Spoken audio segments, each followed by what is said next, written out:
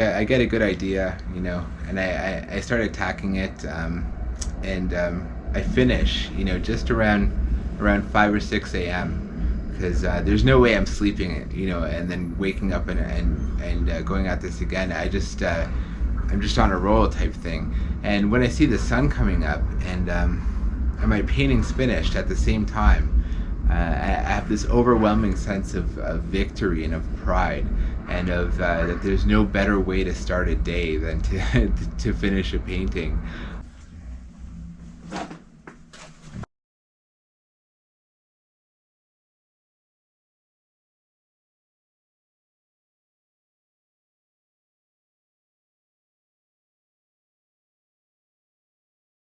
The event that really made me discover working with concrete and sort of the impact force could make without paint, the impact force could make sort of on I guess the surface it was intended. A sledgehammer is intended to bust up concrete. So I was making a painting, and I had a significantly thick slab of granite. And I put that underneath the canvas just to see, if taking away some of the bounce would give the mark a little bit of a different nuance. And I accidentally smashed the granite, and when I took the canvas away, what I saw a perfect smash mark in the granite. It was classic bullet hole and then fragment out kind of mark. And I just left it. I left it on the piece of plywood, and I poured latex paint all over it, and I let it dry and sort of mummified it. And this this became the first painting in the series, and it really signaled everything from there. It was a high gloss latex paint, and when it settled, it just accentuated this beautiful, perfect shatter mark, and I was just able to crystallize it. And when I hung that on the wall, it just had such power.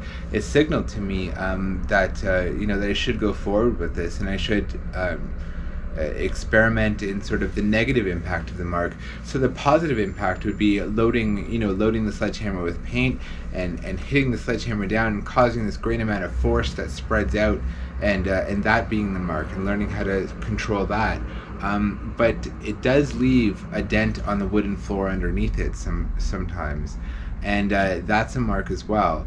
Now, if given the proper material, that mark can be recorded as well. So it's almost like two birds with one stone. I don't do two birds with one stone, but it is a mark that's not being recorded, and that was the most interesting discovery to me.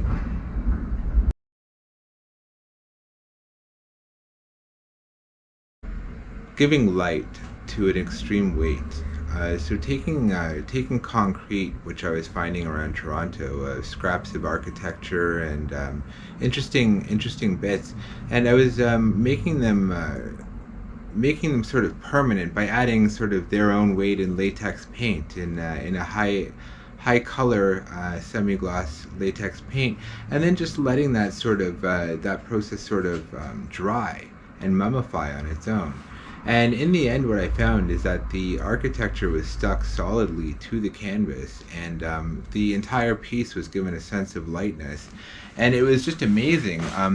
Something that required extra supports to hang on the wall, it looked light as a feather. It looked like candy. And concrete looking like candy is a good thing in a city that's a lot of gray.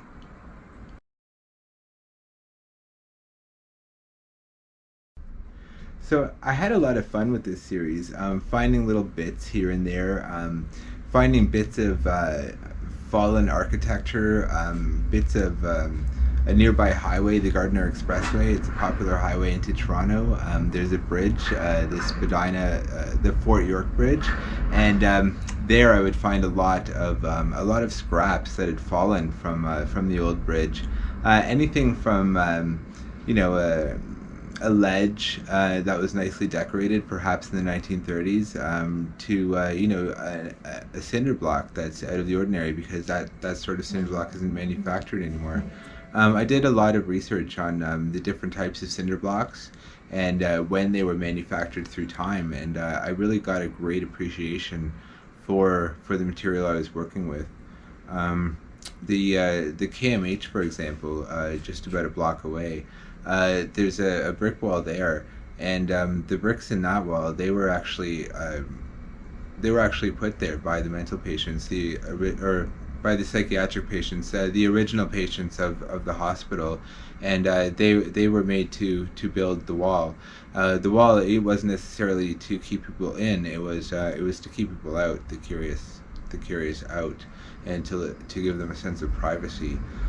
So the scraps could literally be from anywhere. Architecture does have a great history, even in a city as young as Toronto.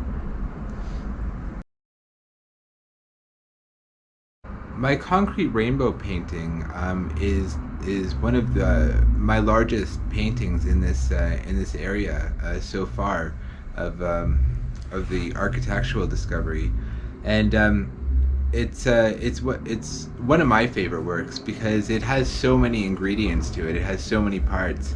I spent an entire night up with masonry tools, cutting concrete pieces and arranging them just so.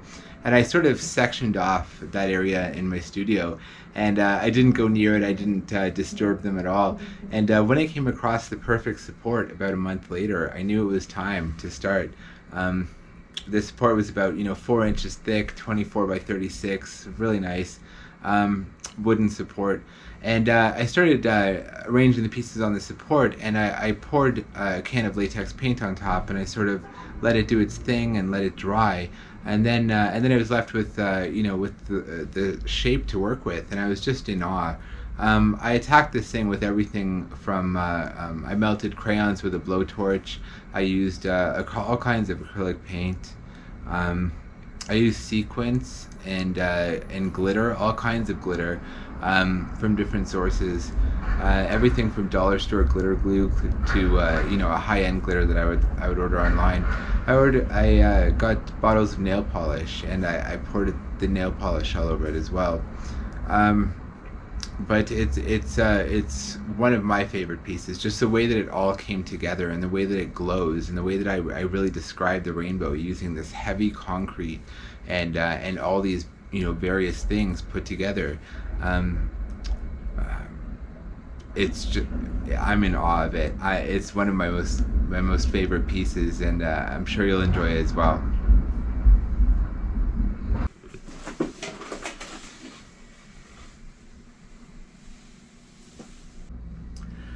One of the things that I have planned going from here is sculpture.